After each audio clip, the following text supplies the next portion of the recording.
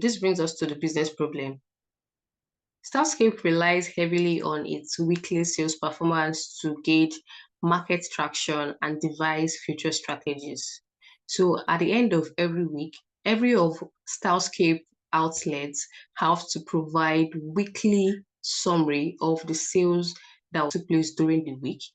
So this weekly summary has to be sent to the regional sales manager, who would also use this insights to actually devise strategies for sales for the coming week.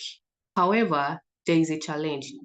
The regional sales manager of StyleScape is facing serious challenges in obtaining a clear and efficient view of these sales figures.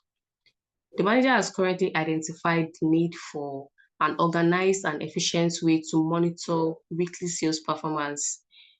The current method that StyleScape Nigeria division uses includes manually computing sales, and this is a process that is time-consuming, prone to inaccuracies, and it lacks visual representation.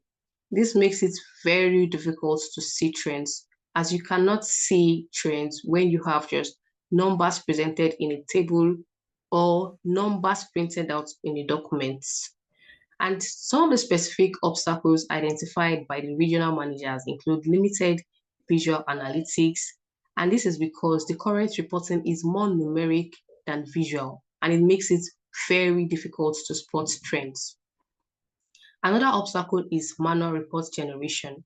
The weekly reports are not generated automatically, and this leads to delays and possible inaccuracies when sending the reports. Another obstacle is unidentified KPIs. The ambiguous way in which they have defined KPIs makes it very difficult to consistently measure and monitor sales performance. And the last obstacle that the regional manager identified is inconsistent reporting.